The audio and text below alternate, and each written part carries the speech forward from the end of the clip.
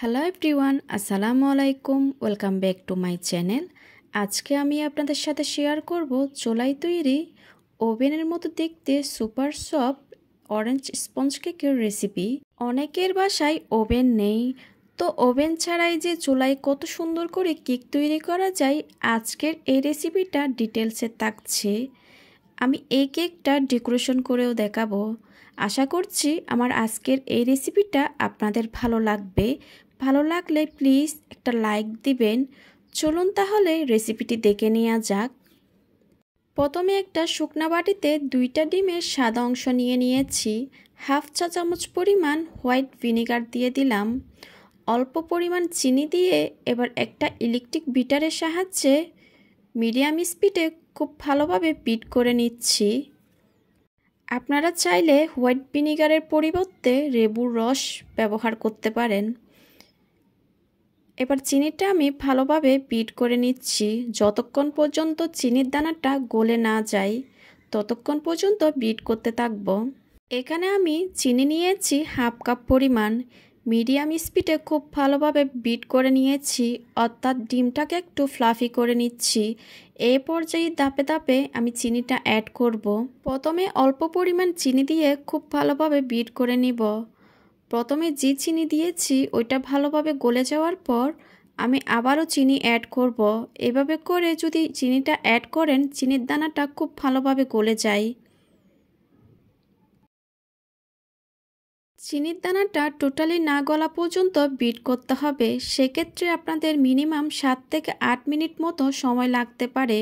কারো কারো ক্ষেত্রে কিছুটা কম সময় বা কিছুটা সময় বেশি লাগতে পারে।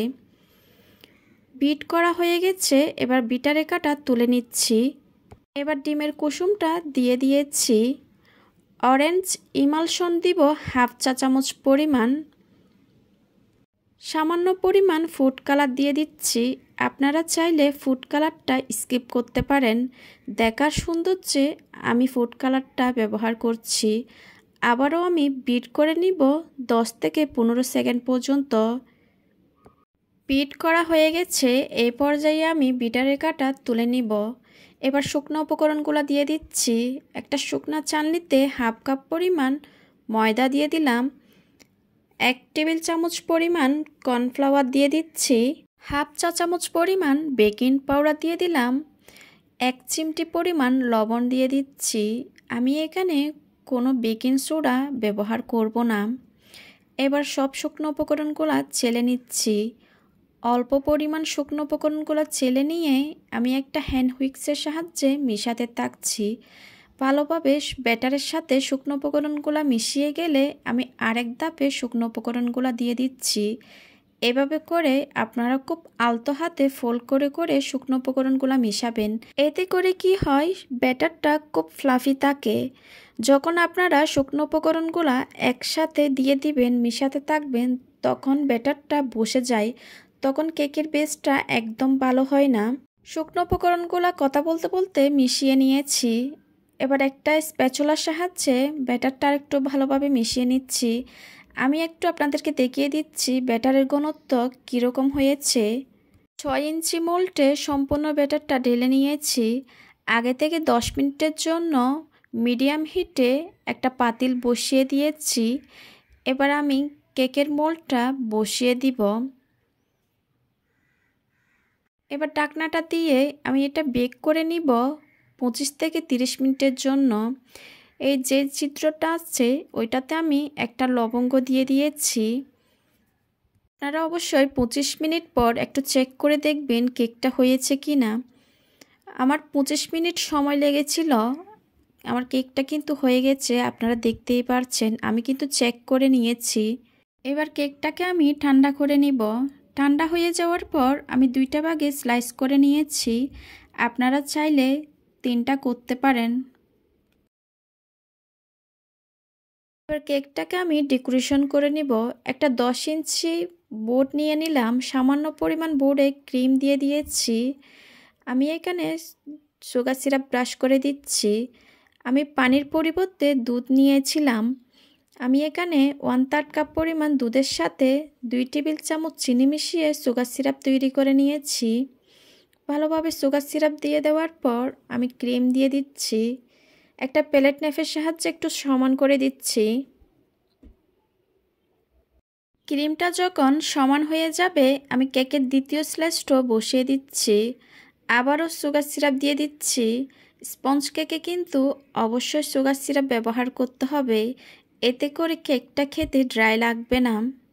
আমি ভালোভাবে সুগার সিরাপ দিয়ে দেওয়ার পর অল্প পরিমাণ ক্রিম দিয়ে কেকটা আমি ক্রাম কোটিং করে নিচ্ছি।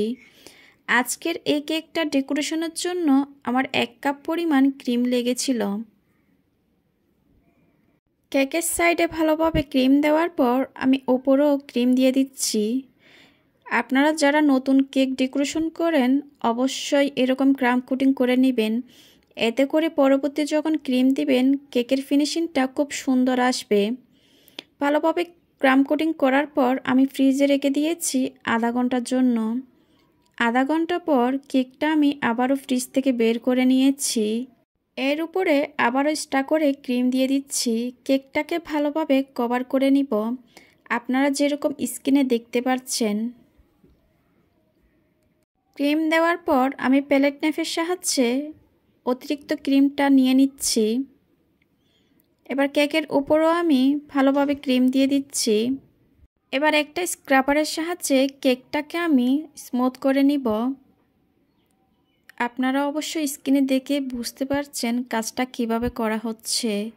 স্মুথ একটা ফিনিশিং চলে আসলে কেকের সাইডে আমি উপরেও একটু প্যালেট নাইফের সাহায্যে স্মুথ করে নিব।